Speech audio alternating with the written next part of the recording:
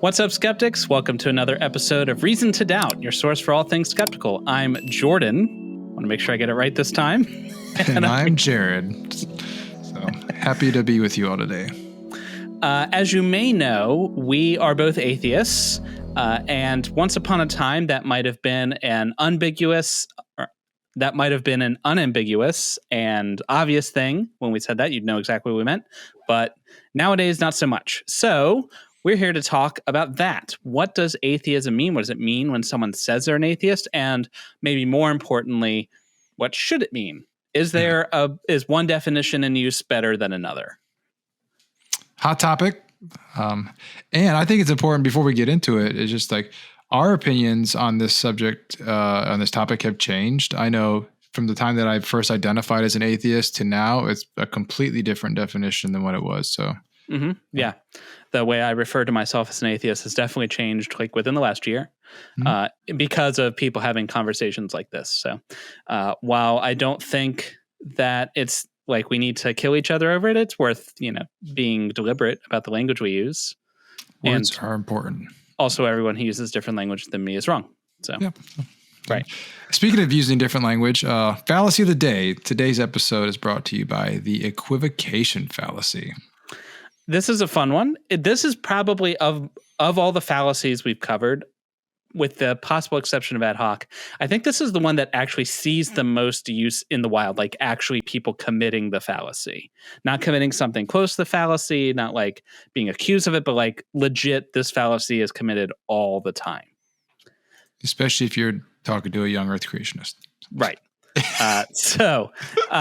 An equivocation fallacy happens when someone uses a term or a phrase or a word in an ambiguous way. Usually they use it meaning one thing at one part of their argument, and then later use it meaning a different thing. So they're equivocating this thing with that thing equal. They're saying they use the same word as if they were the same, as if they're equal, like you said, but they are not in fact equal in the context they're using them. So a great example of this, like in a humorous sense, is the Abbott and Costello sketch, Who's on First? Which it's well before I think they're probably dead when I was born, but it's still an amazing sketch if you want to Google it. But basically, the bit is a guy's asking the owner of a baseball team, who's on first? And the guy's name on first is who? And second is what? Third is I don't know. All I want to know is what's the guy's name of the person on first base? What's on second base? Yeah, exactly. Yeah. So that's a misunderstanding caused by equivocation. Yeah. Some real world examples, like you said, young earth creationists, they'll say things like, you can't trust the theory of evolution because it's just a theory. But theory in the first sense is like the theory of evolution is like the scientific sense of the word, which is a framework of ideas that has been subject to falsification, but has not been falsified through repeated evidence. Like it's a well-supported framework with a great deal of evidence. Right. Whereas in the more colloquial sense of the word, theory is just like an idea, more like a hypothesis. So I got a theory, So that's an equivocation. Right. So it's important to define your terms. It's important to be clear when you're arguing to your interlocutor, like what you mean when you say something. And it's also important if you're reading somebody else's words to ask those probing questions and see what they mean, because perhaps what you understand is not what they meant to communicate, or maybe they may have miscommunicated, Right. So. Also, if you are speaking with somebody and they say a word that you're like, this could mean one or two things, you could just simply say, hey, when you say theory, do you mean like the scientific way of theory, or do you mean like, I just think I might have to go poop later kind of theory? Like, I mean, it's contrary to what the Bible says. Yes. Speaking of contrary to the Bible, today we're talking about atheism, like we said, and if you are at all active in atheist or skeptic communities at large, you have probably seen very impassioned arguments over this. You'll go to places where people are claiming there is one official definition of atheism. Unfortunately, those official definitions don't always match up. So yeah. Up front, Go ahead. I was going to say, it's funny in looking into this topic and doing some research on this. This isn't, although it's hot right now in the atheist and skeptics communities, this is not something that's new. This has been going on for years and years, if not decades and decades. Which is understandable. I mean, if you're going to call yourself an atheist as like part of your identity, then that tends to, it's important for that word to communicate something about yourself. You're trying to communicate something about yourself, and people tend to be kind of sensitive about the ways that they identify, and people should be able to identify however they wish, So at the outset, we want to make it clear that language is descriptive. It's not prescriptive. Words don't have intrinsic meaning. They have whatever usages people are using them for, So we're not saying that somebody is wrong if they use a word in a different way than we think is the best way to use it or whatever. Atheism and atheist are polysemous words, and that means that they have multiple meanings in usage. So, I'm glad you defined that, because I was thinking something different. Yeah. So at the outset, we're not saying anybody is wrong for calling themselves an atheist if they don't agree with us. Yeah. However, they are wrong. And more importantly, the rhetoric you'll hear is that there is only one way to use it. Other people will say that if you're not using it in X way, you are wrong. Or I've just literally 2 days ago on Twitter, someone was telling me that the only way that atheism is used widely is this one way. And that is a demonstrably false claim. So I want to draw a line between saying, here's how I think you should use it, which is fine, even if I disagree with you, whatever. And there is, in fact, only one way it is ever used, which is false. Clearly, as we will show. Right. You're just a little bit, yeah. So I just want to say, whatever definition you use, that's fine. I think the point of this episode, though, is to demonstrate that there may be a better way to use a definition, and there may be good reasons for why you might want to rethink how you define it. So, important part up front, I'm going to tell you, Jared and I subscribe to the atheist means you believe there are no gods idea. There's a proposition, there are no gods, and we affirm that proposition. That's what we mean when we say we're an atheist. And I at least think I used to fall under Lacktheism, and we're going to explain all these terms here in a second. I used to fall under that umbrella, and I no longer think that's a useful word or a descriptive way to speak. I don't think it's clear. So Now that I've thrown that hot take out there, let me explain and show why people who say that there's only one way the word is used are wrong. So starting with probably the most popular way it's used in internet, Reddit, atheism, a lot of Twitter circles or whatever. And the way that I've used it myself within the past year. Yep. And me too. Is lack of belief atheism, sometimes called Lacktheism, which somebody told me was offensive. I didn't find it offensive when I subscribed to this, and I think it's a brilliantly succinct way to describe it. But Lacktheist is someone who lacks belief in a god. And we can see this definition used broadly in some dictionaries. Merriam-Webster defines atheist as a person who does not believe in the existence of God or any gods. So does not believe, lacks belief. It's also used in a lot of atheist organizations. So the American Atheists have on their website, they've got an FAQ, what is atheism? And it says, atheism is one thing, a lack of belief in gods. Atheism is not an affirmative belief that there is no God, nor does it answer any question other than what a person believes, which is weird because he just said he didn't believe it, whatever. It is simply a rejection of the assertion that there are gods. Atheism is too often defined incorrectly as a belief system, and then it says in bold on the thing. To be clear, atheism is not a disbelief in gods or a denial of gods. It is a lack of belief in gods. I mean, that's one opinion, but that is probably the most popular atheist organization in America, the American Atheist Association. Atheist.org. They got the name. They were quick on it. The Atheist Alliance defines this very similar, but they go a step further. So when they're defining it, they say the word atheism comprises the word theism with the prefix a. And then they can get a little snarky. So let's break this down. Theism is the belief in a god or gods. The prefix a means without or lack of. Therefore, atheism means without a belief in a god or gods, or the lack of a belief in a god or gods. I have used that and said that myself in the past when trying to define atheism. Yeah. So, and they go on to say that we often hear theists say, if you don't believe in a god, you must believe God does not exist. But this is simply wrong. Lacking a belief in a god does not entail believing no gods exist and go on. So, and they also say that like that this is a misunderstanding, very clearly saying that this is incorrect. This way of understanding it. Now, I think you can see if you just examine the statement for any length of time, it's clear that it doesn't follow. The prefix a meaning without or lack of, sometimes it means that, but it doesn't always. Yeah. It just as often, if not more often, means a negation or like the opposite of. For instance, if you are asynchronous, you're not, you're lacking synchrony. you are not synchronous. You are the opposite of synchronous. And there's plenty of other words you can. It's not hard to find examples where that's clearly not the case. So, but again, words are descriptive, not prescriptive, right? Yeah. So that's one way it's used for sure.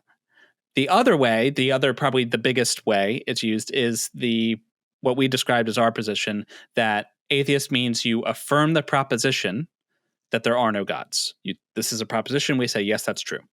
And you can see that in dictionary.com, a person who denies or disbelieves the existence of supreme being or beings. It's also broadly used. In fact, it's probably the most popular definition among philosophers of religion. So the people who study this for a living, the experts in this, almost, not completely, but almost all of them use it in this one way. Right. And there's a reason for that too, because when you're dealing with philosophy and stuff, words matter way more than they do when just regular parlance, right? Because in philosophy, they get really down in the weeds and stuff. So they have to have their definitions down. So like you said, there's a couple of philosophers out there who will use it in a different way, but for the most part across the board.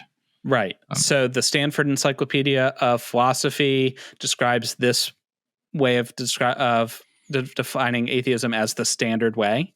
They suggest for the position that like Lacktheists occupy, that where they lack a belief, that non-theist is the way that professional philosophers would describe that. They are not an atheist; they are a non-theist, which I think is a brilliant description. The concise Routledge Encyclopedia of Philosophy, it's basically the same thing. They said it's commonly understood as the position that affirms the non-existence of a god, and it goes on, and it also suggests non-theist as a way to describe this other position. And important to note, this isn't like some pastor or something that's writing this. Like the second one was written by William Rowe, who was an atheist. Or if he's not good enough for you, how about Graham Oppy? He's like the goat atheist. He was crazy because he's probably like the most underrated atheist of all time. Like he should have been like, you had the Four Horsemen, right? Oh, he would have been the guy like way like, Yeah.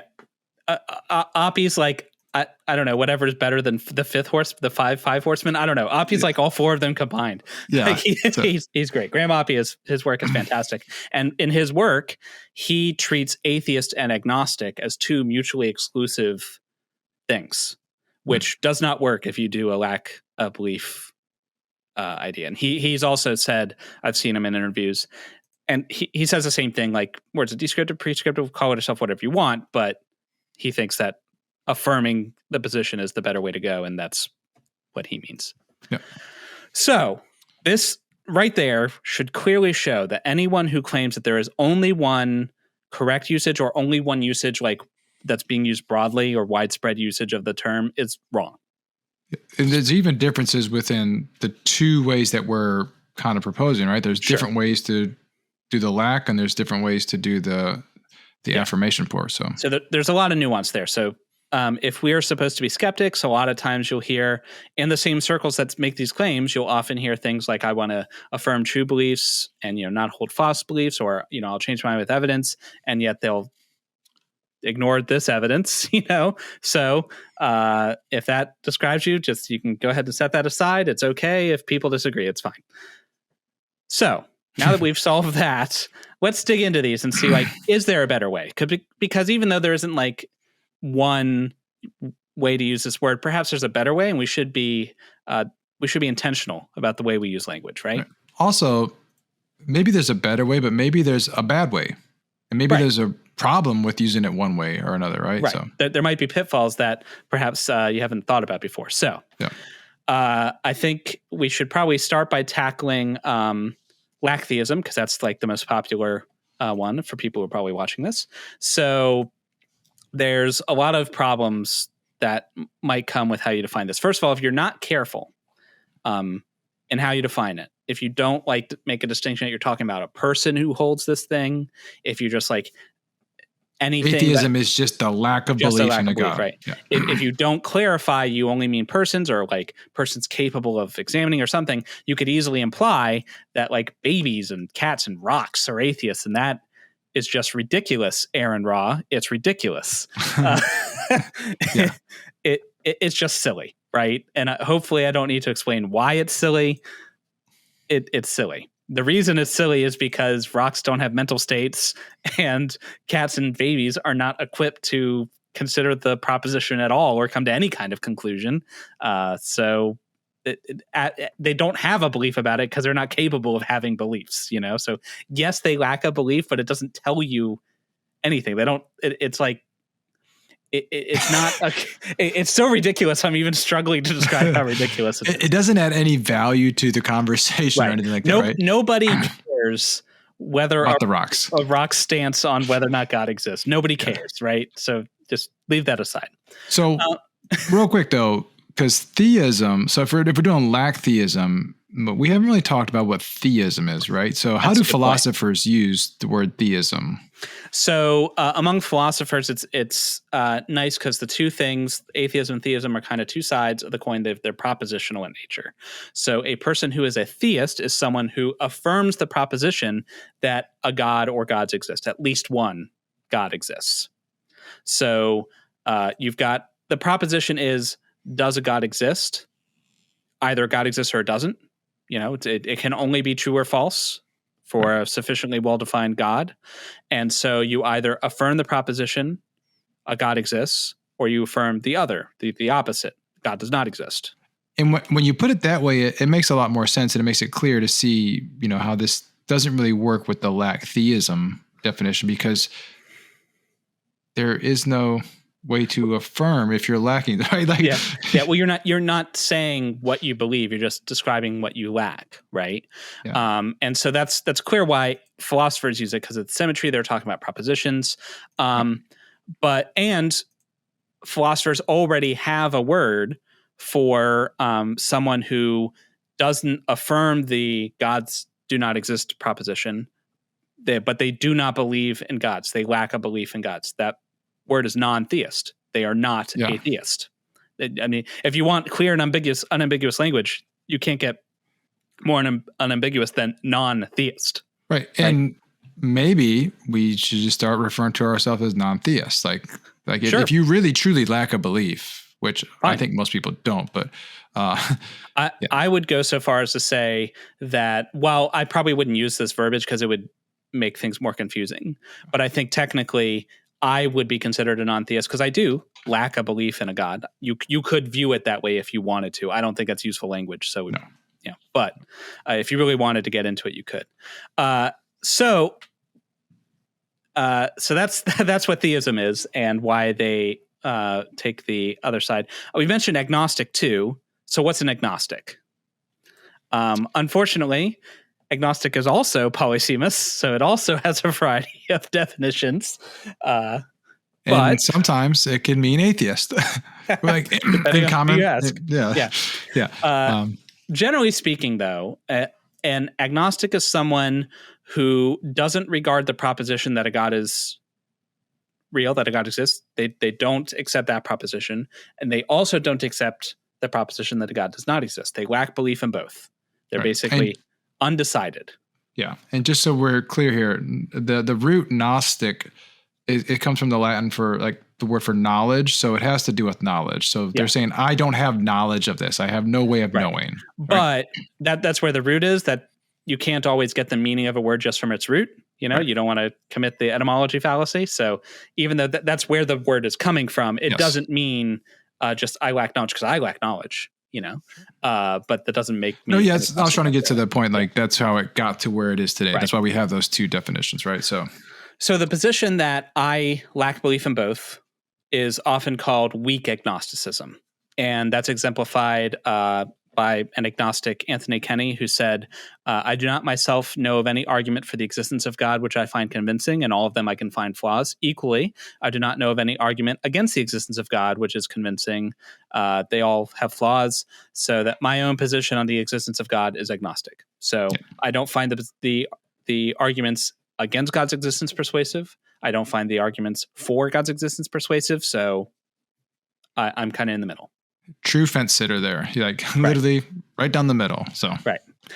Now, it should be said that it can also be used to describe someone who doesn't think it's possible to know whether or not the supernatural is real or whether or not God exists. This is called in the literature sometimes strong agnosticism. So when we use the word agnostic going forward, we're talking about weak agnosticism, but that's just something to keep in mind.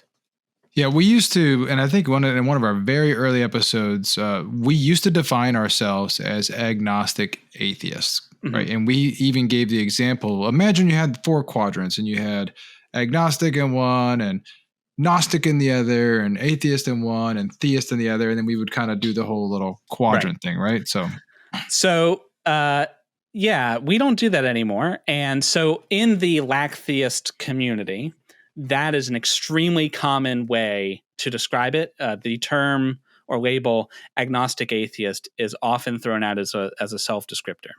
And the way it works, like you said, is you've got agnostic Gnostic, which is regarding what you know or claim to know, and theist atheist is what you believe, right? So a Gnostic theist would say they know that God exists and believe it. A Gnostic atheist know that God doesn't exist and believes it, and so on. Agnostic theist just is weird. So well, they don't know God exists, but they believe it. Yeah. And since we've described each other one, the agnostic atheist would be someone who doesn't know that God does not exist, but does not believe in it. They lack belief in it, right? So there's some problems with this that over and above what we've already discussed with Lacktheism generally. So first of all, it's kind of redundant. And when I was using this term, I hadn't really thought about the relationship between knowledge and belief. And that's where I think I was getting my wires crossed. So if you don't know, knowledge is a subset of belief. So if you, there are several definitions of knowledge floating out. The most popular one, though it does have problems, but the most popular one is probably the justified true belief. And belief is right there in the name, you know? But if you think about it, it doesn't make sense to say, like, I know that this cup is on the table, but I do not believe this cup is on the table. It doesn't make any sense, right? Going back to the agnostic atheist thing, it's kind of redundant because if you lack belief in a God, you necessarily lack knowledge in a God, right? You by telling me you lack belief, it entails that you lack knowledge because knowledge is a subset of belief, right? So the modifier agnostic was completely unnecessary. You didn't need to tell me that, right? Because you already told me that.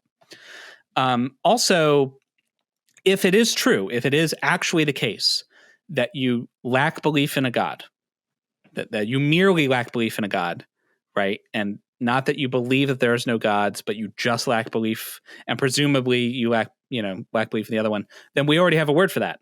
We just talked about it. It's weak agnostic. There's a word for that. If you truly lack belief in the proposition that there is no God and lack belief in the proposition that there is a God, that's an agnostic, right? So why? And most times you're not going to say I'm a weak agnostic. Most people would just refer to themselves as agnostic. Yeah, exactly right. So we have a word for that. There's agnostic. Now, a lot of atheists, I think, are loath. People who currently self-identify as an atheist would be loath to take on the term agnostic. And the reasons could be varied. One reason I've heard expressed is that like an agnostic is someone who's like a wimpy atheist, right? Someone who's like they're not ready to commit to this lifestyle of sin and debauchery. Exactly. Like they just won't admit it or whatever. But like that's not the case. If you're saying you lack belief, it's not saying like you haven't thought about it, or it's not like you're doing it because you're non-committal. That's just the stance you have. You looked at the evidence, you came to the stance. But if you're telling me, well, they're just wishy-washy or whatever, it sure doesn't sound like you merely lack belief. It sure sounds like you believe a thing right? Like you seem in the rhetoric to be going further, so I don't want to accuse someone of like lying. I wasn't lying when I said it, but I was mistaken about it. And the reason I was mistaken is because I thought if I said I believed a thing, I was saying that I had knowledge of the thing. So that's where knowledge and belief come in. Right. I remember looking at some pretty prominent figures in the atheist skeptic community when I first started, and they would refer to themselves as agnostic. And I thought that they were just doing that because they didn't want to have the tarnish or the turmoil that came with taking on the title of atheist, because it does have a little bit of negativity and common culture. So got some baggage. Yeah. But so if they truly are what we would call a fence sitter, right? Then so the agnostic, this is where it kind of gets funny, because the people who are using the term Lacktheist also would be the same people who would be basically a weak atheist. That's the definition of a Lacktheist, right? Right. That's another thing. So often when you hear agnostic atheist, Gnostic atheist, they'll often it's equated with like weak atheism or strong atheism. They're usually taken to mean the same things, right? But that gets into another problem with this agnostic atheist idea. So if an agnostic, if atheist means you lack belief, if that's what it means, right? And an agnostic atheist is someone who lacks belief and lacks knowledge. And they'll say, well, a Gnostic atheist is someone who knows that a God doesn't exist. So if they know a God doesn't exist, they believe that a God doesn't exist because, again, knowledge subset of belief. Well, I believe no gods exist, but I don't have knowledge of that. Well, what am I then? Like, there's no room for me in your labeling system, Yeah. I mean, you might just say I'm an idiot, but I mean, I exist. I should get a label too, right? Well, the idea that somebody could know that no gods exist is pretty crazy to begin with, right? So right. And that's another good point. Is like, who is this Gnostic atheist label for? Like, how many people, like, it's one thing to claim, that a certain in particular God exists. So like local atheism, right? Like I could claim knowledge of certain conceptions of a God. If they're contradictory or whatever, then I might be able to say, okay, you say that your God is both big and small, or good, but I don't know, commands genocide or whatever. Something simple like that, yeah. Crazy that nobody would actually do. But if you say that, and I say, okay, well then I'm sure that the God you're describing is not real. Like I have knowledge of that because it's a contradiction. So I'd be local there. But I don't see how you could possibly have knowledge of every possible God conception there could ever be. Like I'm sure nobody's ever encountered all of them, right? So how would you have knowledge of all of them? So that's also another argument against this, is like it's 50% of the label describes almost nobody.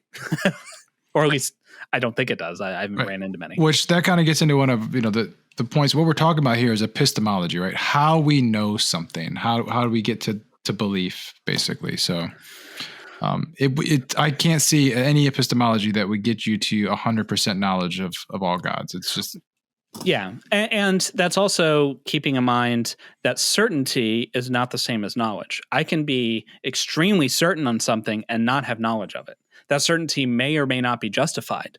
Like I may not be reasonable or rational in having that certainty, but I can still have it. I can still have the psychological state of having certainty, right? So just to put a bow on this part, you can believe things without knowing things, and that's fine. I believe there is no teapot orbiting Venus. I do not know that. I don't know how I could possibly know that. Unless I really invested a lot of money and time and research into carefully examining the space around Venus, right? But I have no reason to believe it, whatever, So I believe a thing without having knowledge of a thing. That's fine. It doesn't make you unreasonable or irrational or whatever. It's okay. I think another thing that's driving this agnostic atheist label is a desire to avoid the burden of proof or the necessity for justification. So you hear this a lot from atheists like Matt Dillahunty. I think Aaron Ra also says similar things. They'll say the burden of proof is on the person making the claim, so I don't have to provide anything to justify my position. Which is useful if you have a call-in television show where people are calling to make claims, and you're like, "Well, I don't got to make a claim." So I don't say anything. So first, like, what debate are you winning? And honestly, if you like dig in, most people don't actually hold to that, because if you like, well, why don't? So you merely lack a belief. Okay, well, why do you lack a belief? Usually, they'll just like start giving you justifications, divine hiddenness or problem of evil or whatever. That's all you have to do.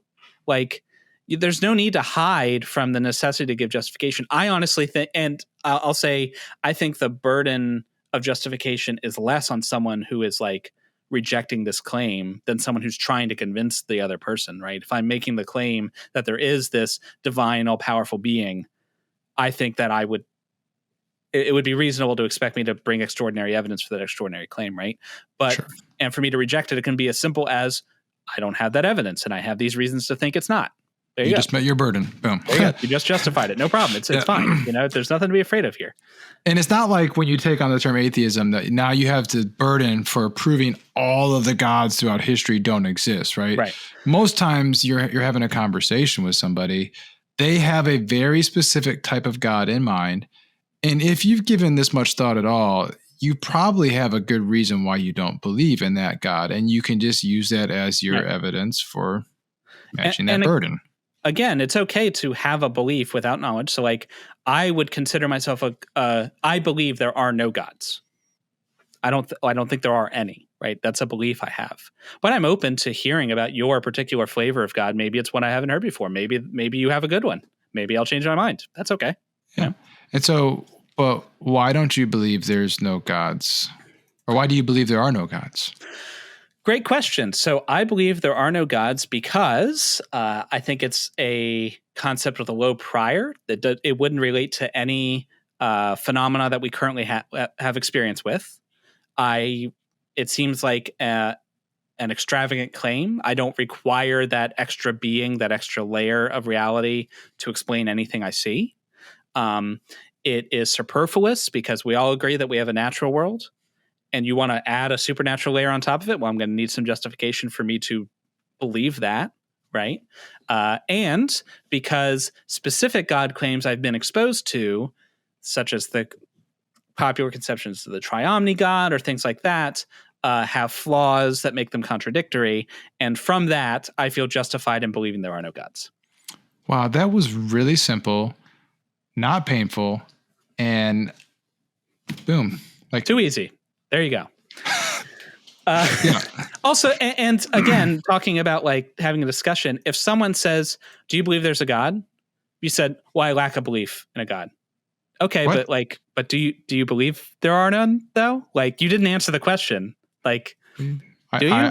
I'm for against it. Yeah. Answer the question, and they're not asking, do you know there's no God? That's not what they asked. They asked, do you believe there's no God? Now, so for all of those variety of reasons, we don't think that the agnostic atheist label is a useful label. It's not a clear descriptor. It's redundant or doesn't make sense. It leaves out atheists like us who are clearly atheists. Graham Oppie is clearly an atheist, but he doesn't fit in this box. If your definition of atheism leaves out Graham Oppie, your definition is bad. Yeah, clearly. Right. Yeah. There are now. So I think we've beaten that horse. There's a couple other ways you might want to describe yourself, though. So maybe you don't subscribe to the propositional form of atheism that we're endorsing, that you believe there are no gods, which again, the reason we're endorsing that is because it clearly answers the question. It tells the person what you believe. It makes no claims about knowledge. So you're only answering the question you were asked and no other question. They don't have to ask follow-ups to clarify. It's very clear, right? But maybe that doesn't describe you. But also, you might not be described by agnostic. Maybe it's not that you lack a belief. There's other flavors. So there's many, many different ways that you can answer this question. It's a very complex subject. Some other labels that you might be interested in. You could be an igtheist. So an igtheist is someone who believes that the entire conception of God is nonsensical. And so like they don't consider it because it's like nonsense. It'd be like, do you believe that the purple fiasco rained Tuesday?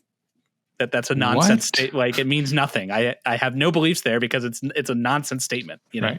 Right. I imagine the people who consider themselves atheists are extremely intelligent people and very, very small in percentages. But a kind of related term is anti-theist. So this is different than the terms we've been talking about because it's not exclusive. You could be an atheist and an anti-theist. You could also technically be a theist and an anti-theist if you wanted to be, I guess. The anti-theist, I would imagine the devil is an anti-theist. Yeah, definitely. That is an outstanding point. If I ever talk to Matt Dillahunty or someone who endorses the anti-theist as strong atheist thing, I'm going to bring that up. Oh. But we've been talking about it, haven't described it. So here's what an anti-theist is. An anti-theist is a person who believes that there should be no God, or they hope there's no God. They are against God. Usually they think God is like evil, or if he were to exist would be a terrible being or something. So, or perhaps they think religion is damaging in all its forms. And so they're like anti-God belief, anti-God, anti-religion, anti-theist. So for obvious reasons, they are typically atheists. Angry atheists. Yeah, usually very angry ones, which is fine. Now, there are some members of the atheist community, Matt Dillahunty being one of them, who are advocating for taking the like agnostic atheist label, right, and calling that atheist, and then calling what we are someone who affirms the proposition an anti-theist, because they're like the negation of the theist position. Which, like, okay, I see where you're coming from. And again, descriptive, not prescriptive, but like we have words for all these things already. Why are we? An anti-theist already describes a thing, right? Yeah. It already describes a mentality. Like, what are you, like, where do they go now? What are you going to call them? It's like, a lot of hoops to jump through, right? It's like, why are we just rearranging these chairs in the Titanic? You know, we can just use the words we already have. We already have fine words. Yeah. And not that authorities matter or anything, but this is how Christopher Hitchens described himself. So, I mean, if you want atheist credentials, hard to get better than the old Hitch. Yeah. I think it's important to kind of talk about this, like, from our perspective. So, in our deconversion or our reconversion or conversion to atheism, whatever you want to call it, we adopted this language. And I think the reason we adopted this language of Lacktheism or agnostic atheist is because it was being touted within the atheist culture, within prominent figures such as Matt Dillahunty. We'll mention his name again for the 12th time this episode. Notice me, senpai. Yeah. So we can disagree with you and still like you on some things, right? So, but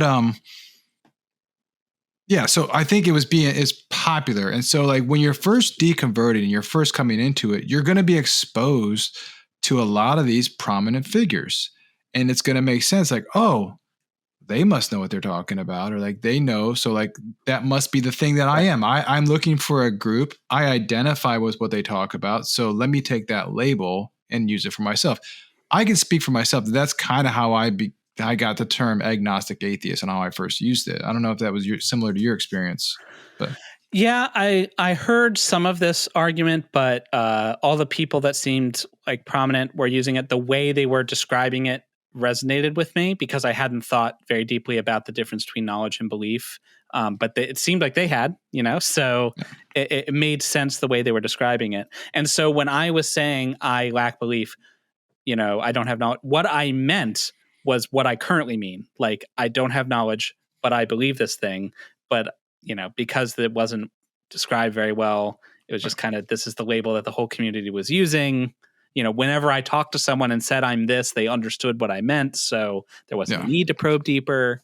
It's not like our beliefs have changed since we became atheists. Just the way that we define our beliefs have changed since we become atheists, I think. So, right. But we should be willing to change our mind in the face of evidence, and how we use words is important. Communicating clearly is important. And so I think the atheist community would be best served by doing a few things. First of all, abandoning this crusade tilting at windmills to say that there's only one usage of the term. I think we should just throw that out because it is clearly false, right? Right. Secondly, I think we should give serious consideration for using language the way that the professional philosophers of this subject use it. Because we rightly criticize young Earth creationists, for example, for trying to change words to Theory. Right. Theory or macro versus microevolution or whatever. We criticize them for not listening to the experts and the things that they are experts in, and for changing the words to mean things that are more convenient for them. And while this isn't identical to that, I mean, these philosophers aren't useless. Like they spend their entire lives thinking about this thing. And it's not like they're all raging fundamentalist Christians. Most of them are atheists who are agnostics, right? So, so they thought about this a lot. We should at least pause and consider maybe these experts know what they're talking about. So maybe we should listen to them. I never thought about this from that perspective too. Imagine like you're like this really smart philosopher, like really smart. And you have this atheist. And your name is Graham. Your name's Graham, and you have this atheist on the internet who's just like, "Why just lack a belief?" And you know that's an atheist, and you're like, "No, that's not what this is." And it'd be like, no, we have a word for that. Yeah. And that's what I bet a lot of us feel like when we hear a young Earth creationist use the word. Well, it's just a theory, right? So like, exactly, those ladder up. You know, it's like, yeah, so, great point. Yeah. So we should listen to experts about the field that they are experts in. It doesn't mean they're right. It doesn't, nobody's forcing anyone to take this label, but maybe they have a point. Yeah. And so, you know, word, like you said before, words are descriptive, common usage, like words change meaning throughout history. It happens. If it just so happens that 10 years down the road, Lacktheism becomes the new atheism, whatever, I'll have to change the way that I define myself to align with it. And maybe we'll come up with our own term, right? Like we'll have to come up with a new word, no girls allowed clubhouse. Yeah. You know, we'll put an extra A in front of atheist. So like we are non-A anti-theists. Theists. Gnostics. Right. Yeah. Yeah, and that's another thing. Like Gnosticism's already a thing. Like it's not a thing anyone believes anymore, but like it's a thing that already exists. You know, yeah. That's like it's even more confusing now because you're saying you're a Gnostic atheist, like you believe in Gnosticism, you like the knowledge and like what's broken down. Like that's weird. You're dual. You endorse the duality. Like it's weird. Yeah, that's. Yeah. The other thing too is a lot of times in these conversations, what comes up is people will start to equate to other things like, well, you don't believe in fairies, you lack a belief in fairies, and they'll start to come up with these things. But that's not really helpful because people don't talk like that, right? Like, and also like, really though, like, do you really like when it comes to Santa Claus? Do you really lack a belief? And I'm not like throwing stones in the glass house. I said this exact thing. And this is where I'd like to shout out the fellas over at Answers and Reason, Charlie, Dave, and Joe, who were instrumental in showing me the error in my ways and telling me why, and very politely and kindly, bad atheist, why I was wrong. And so I greatly appreciate their help. But anyway, I said literally that. Like, I lack belief in Santa, and they're like, really, guy? Like, do you really? And like when they probed just to scratch the surface a little bit, it's like, no, not really. Not really. Like, no, because like, okay, we probably should have said this not 45 minutes into this podcast, but like, in fact, we may want to edit this for weird how to think about it. We're professionals here. So if you look at the like, what does it mean to believe? We've been throwing this word around, belief, over and over and over again. But like, what does belief mean? What belief is you affirm something is true. You are more convinced of that the proposition is true than that it is false. Like you are convinced of a thing, right? Mm-hmm. So if you're like if I said that A is true and you have a 70% confidence that that's true, then you believe A, right? And if you have a 20% confidence, you believe not A, right? Those are the two options, not A or A, right? So you could say, I believe that President Trump was a good president because I have a confidence in that, or, I believe that he was a bad president or not a good president, not the other thing, right? That's how beliefs work. Because we're not computers, you don't have like a percentage you can just pull out of your head. It's a little fuzzier than that.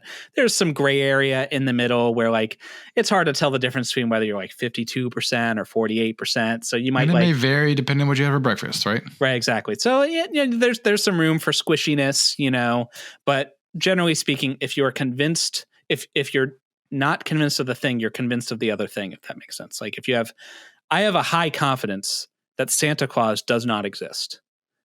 I believe he does not exist. I do not know he does not exist, but I believe it. And I feel justified in that belief. I believe the Tooth Fairy does not exist. And I think I'm justified in that belief. I believe God does not exist in the exact same sense that I believe the Tooth Fairy doesn't exist and Santa Claus doesn't exist. Yeah, it's not like you would be like, I believe Santa doesn't exist. I believe the Tooth Fairy doesn't exist. And for the exact same logic and reasoning you apply to God, all of a sudden you go, well, I'm not going to use that definition anymore. I just lack belief in this one. Like, what? Yeah. It doesn't make sense. Yeah. So, yeah, you're not making a claim. This is an important distinction. You are not making a claim when you say you believe something. The only thing you're claiming is that you believe a thing. Yep. You are claiming you believe it, which I hope you should be certain about that, right? So, yeah. And I think, so we talked about the popularity of some of these, skeptics in the community. The fear of the burden of proof, I think, is what drives this a lot, right? I agree. Adopt it. Take the burden of proof on. You're a smart person. You came to a decision that God didn't exist. You did that for reasons, unless you just own it and be like, yeah, you know what? I'll take the burden of proof here, and I'll show you why that you're, the burden of proof is not necessarily the right term because you're not correct. Proving, you don't need to prove God doesn't exist, but you should take the burden of justification. I can justify my beliefs. Exactly. Yeah. And you should be able to justify your beliefs. Like you said, you got here somehow. How did you get here? Like babies aren't atheists, Aaron Ra. So you didn't just like wake up one day and decide you were an atheist. You got here somehow. How did you get here? Now, perhaps you like just haven't thought about it, in which case you're probably not an atheist because you haven't confirmed it. That's fine. But, just describe how you got there. It's that simple, guys. It really is. Okay, it really is. Yeah. So I think we've beaten this into the ground sufficiently. Just to sum up, a belief is something you affirm is true. It's related to a proposition. There's a proposition. You can believe the proposition is true. You can believe the proposition is not true, or you could be undecided, uncertain whether it's true or false, right? Related to the theism thing, a theist is someone who believes in a God, right? Not necessarily has knowledge, because knowledge is a subset of belief, but having belief does not imply you have knowledge. Mm-hmm. Having knowledge entails you have belief, but not vice versa. So you can say, I believe in a God, or you can say, I'm an atheist. I believe there are no gods. Neither one of them is saying they have knowledge on the subject. Okay? If neither of those describe you, if you say, I lack belief in God, but I am also not convinced there's no God, there's a word for that already. It's called agnostic. If you don't like that word, non-theist also works, if that sounds less wishy-washy to you. And if there's other words you can go into, anti-theist, igtheist, etc. That's what I think we should do. And as the king of atheists, let it be so. It sounds pretty simple when you put it that way. Why is it so hard?